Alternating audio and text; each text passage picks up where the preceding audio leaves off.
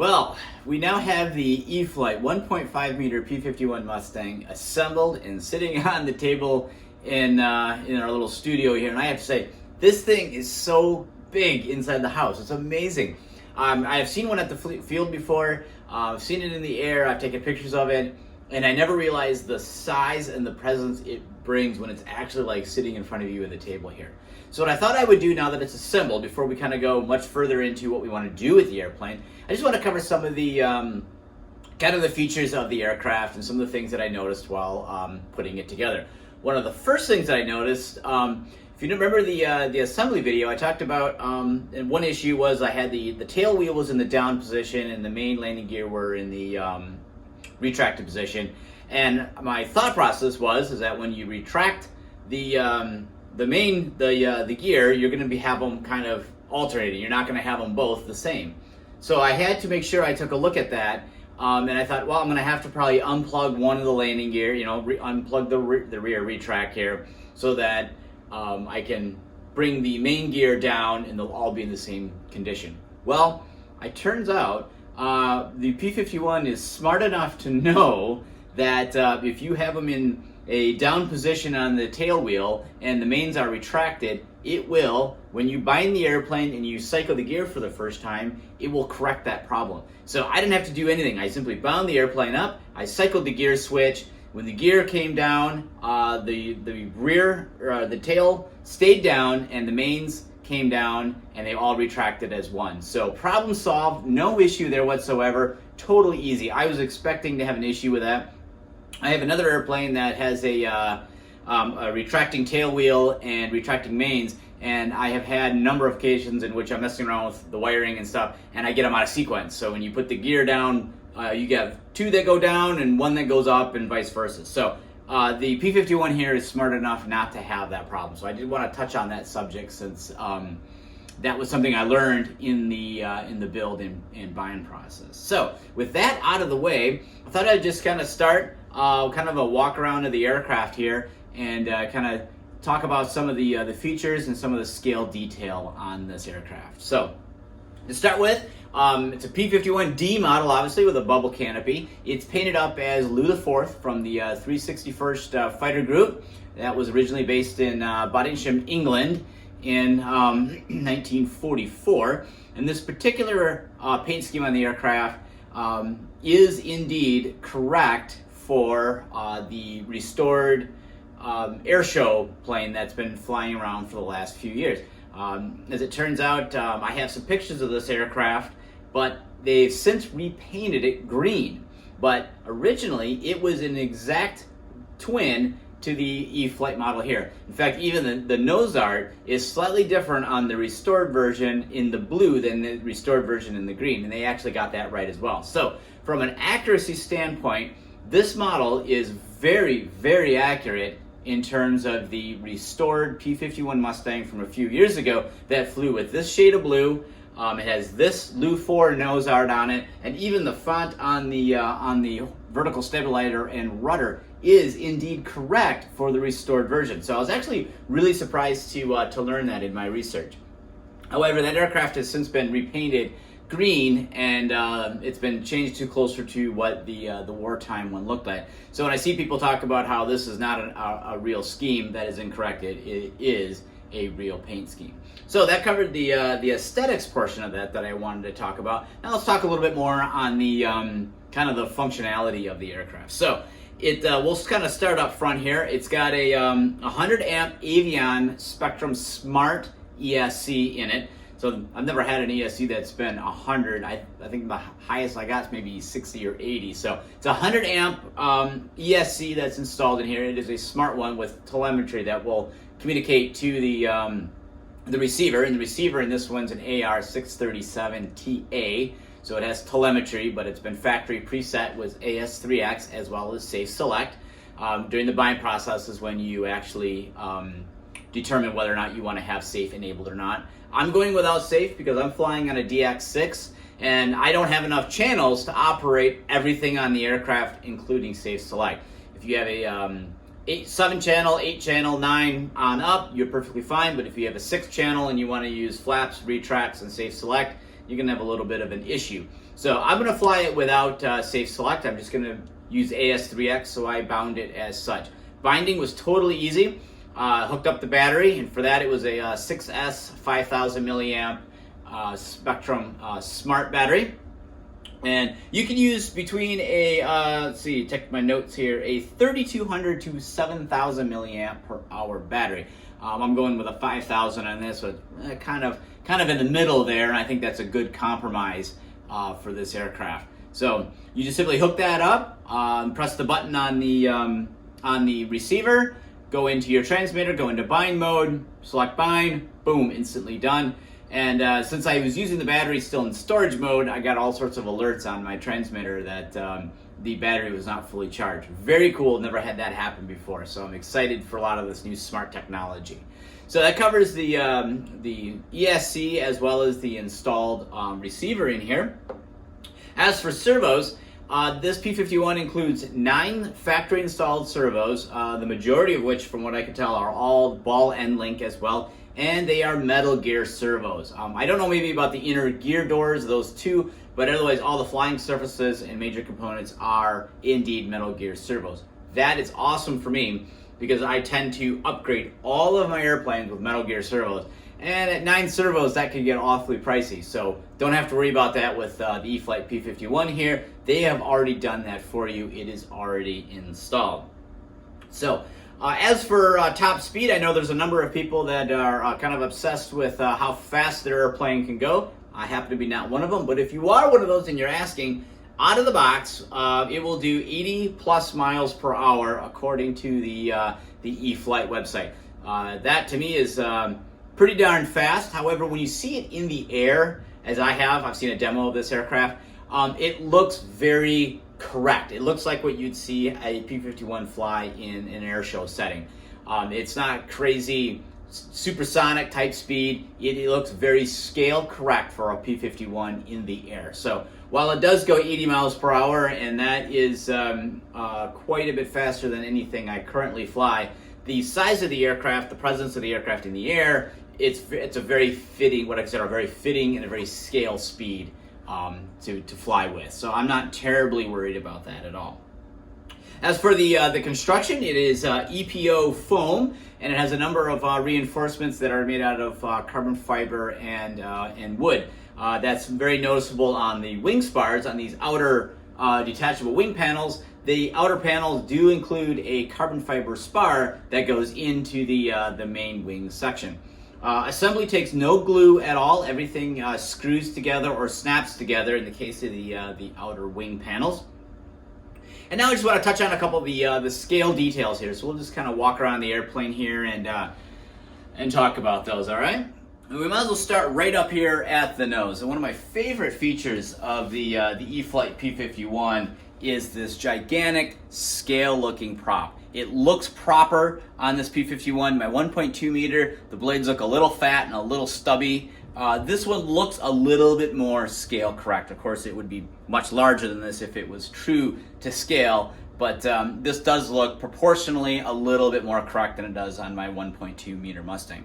The nose, the spinner, and the leading edge of the cowl here is all injection molded yellow plastic. It is not painted, it's yellow plastic, and so it's got a little bit of a high gloss to it compared to the yellow paint here on the nose, which is more of a dull yellow or a flat yellow, which would be correct for the actual aircraft. The wartime aircraft would have also used this flat yellow. It also includes molded exhaust stacks located here. These, of course, I will be painting these and weathering them so they look a lot better. They would have not been black. This fairing around the exhaust tubes would have actually been, on Louis IV, is actually silver. Some aircraft it is yellow, but I believe Louis IV it is silver. And I think this is my Detroit Mist that is in yellow, or I have that vice versa. Either way, I'll be covering that later when I get into more of the scale accuracy. But what's really great about this is that, I'll show you my pencil here. All these are open, so they're not just black blanked off plastic here. They're actual open exhaust tubes. And so it's all one piece of molded plastic here. That gives a lot of accuracy to the aircraft as well. I love how these things look. It's one of my favorite features of V12 powered aircraft is the exhaust stack. So you can have a lot of fun weathering these. Moving out here a little bit further onto the wing, we have injection molded gun pods or gun slots here for the 50 caliber machine guns. There's 3 per side. And the 1.2 meter, these are actually in part of the foam fuselage, and then there's little pieces of plastic here to mimic where the guns stick out. They are staggered, of course, with the leading edge gun I think is the furthest out, and the inboard gun is the furthest back. Otherwise, panel lines on the aircraft are exactly like they are on the 1.2 meter Mustang, because this is basically a scaled up version of that particular aircraft. It is noted that the invasion stripe would continue down over the top of the kind of little gun boss here, but it's just white plastic on this, so I'll be taking care of that as well. Otherwise, we got ailerons, we got flaps, and right in between the aileron and flap here, this area here is exactly where the wings separate. I thought that's a very cool idea to kind of separate that in that area, because once it's assembled, you can't really see where that separation is. They've done a fantastic job of kind of hiding that between the flap and the aileron here.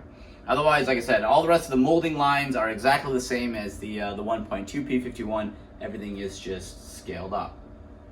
Underneath the wing, you'll see that it has the kind of lifted up here. Here we go. It has what I consider one of my favorite features of this P-51, and this is sequenced gear doors. You can see the inner gear doors retract when the gear are down, which is exactly how the real one would fly. What happens is that the inner doors will open, and then the gear will retract, and then the inner doors will suck back up again. If you've seen these at air shows or on static display, you'll notice they hang down at approximately, somewhere between maybe 60 and 90 degrees hanging down. And that's because you get hydraulic pressure bleed off when the engine is not running, and they will eventually sag themselves down. As soon as the engine fires up and they build hydraulic pressure, you'll see those suck right up into the wing, which is exactly how they are on the E-flite model. And to me, it's so awesome to see this thing take off. And just on climb out, you see those inner gear doors pop open, the retracts come up, and then the inner gear doors close back up again. Also, no more dumb tail wheel hanging down. Like my 1.2 meter warbirds, they all have the tail wheel stuck in the down position because it's just a piece of wire. On this particular model, the 1.5 meter, it has the scale fidelity to have a retracting tail wheel. I think that is totally cool. No more looking at that dumb wheel hanging down. On my B-17s I built, I installed a retract back there because I couldn't stand to see a beautiful airplane with a tail wheel hanging down if it doesn't belong to be there.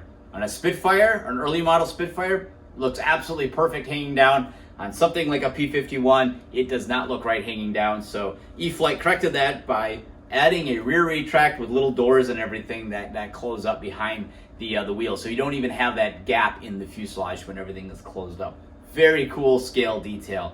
Otherwise, continuing my move around here, they've done a really good job of adding all sorts of little scoops and vents. In fact, the air vent down here is actually open. I believe that's actually the, if I remember correctly, it may be a carburetor air feed vent there, because in cold weather they would actually close that off, and in warm weather it is open. So I think that may actually be a inlet for the carburetor, because I think the air filter sits behind that. I'm not 100% sure on that. I got to do a little bit more research, but I do know that it varies between open and closed on the real one, but it's open on this one, so it provides a little extra cooling for the motor. I think even for the ESC, even though I think the ESC maybe moved a little bit further back into this range, but you still get some additional airflow through the front of the aircraft by having those open.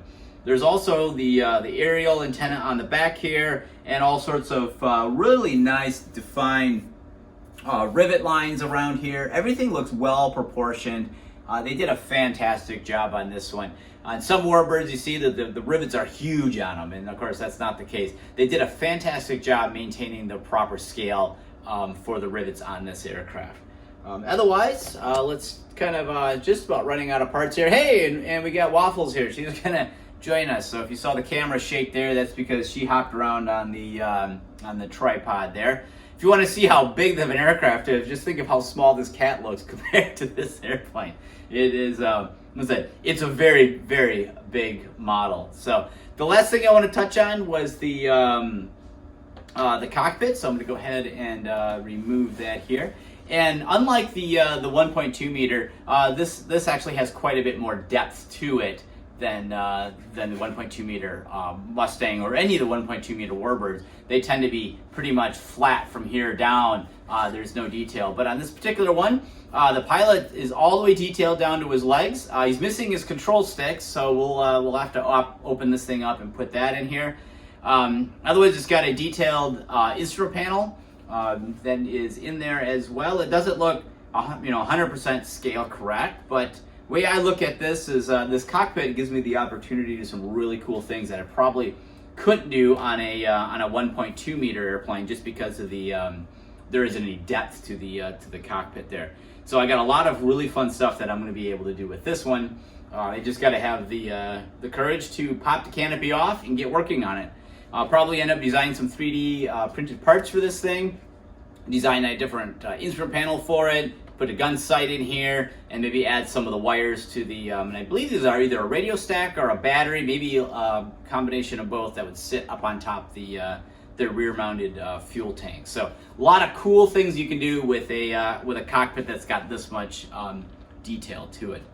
Since we have the cockpit off, I'll show a couple of little things here.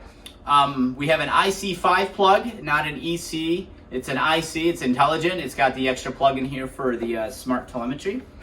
Let me pull this out. It's a little, the battery trays always tend to be a little sticky for that first time. I think it's getting hung up inside here. There we go. Same way. So this looks exactly like the 1.2 meter Mustang, just a scaled up version of it. In fact, silly old me accidentally ordered one of these thinking I was getting one for my 1.2 meter Mustang because I needed an extra one, and I got this one instead. So I already knew what this was going to look like. But it's got the Velcro. It's got a real nice buckle on here so you can put that 6S battery mounted securely. I will add a section of Velcro underneath here as well so that I have kind of a belt and suspenders approach. But if you're used to the 1.2 meter Mustang, you'll be very knowledgeable in the battery tray. Let's go ahead and slide that back in here. But that's really about it in terms of this aircraft. Yeah, like I said, it's a battery tray. There it goes. It's a little stiff on that very first couple runs here. We'll go ahead and pop the canopy back on. Canopy release, unlike the 1.2 meter, where it's got a little piece of tape sticking up on the back, you got a little relief lever here. You just pull that back, canopy comes off, put it back closed again. Cool little detail on the aircraft, but yeah, I think that's pretty much it in terms of a review, kind of a walk-around review. We've covered some of the aesthetics of the aircraft, some of the functional scale details. Oh, navigation lights, can't forget about those. This does have navigation lights on the wings. But I think we've kind of covered most of the important topics here, and some of the stuff you may not be able to know directly from the Horizon website or looking at pictures of it online. So I try to give you a little bit more information that you can't get from the website. So as usual, if you have any questions on the aircraft, by all means, please leave your comments below. I'm more than happy to help out. Either if it's P-51 related, history of the 361st Fighter Group, or anything related to the 1.5 meter Mustang, or really just about anything else. Leave your comments below. I'll be more than happy to respond to them and engage in a good conversation. So that wraps up a little bit of an overview video on the 1.5 meter P-51 Mustang from E-flite.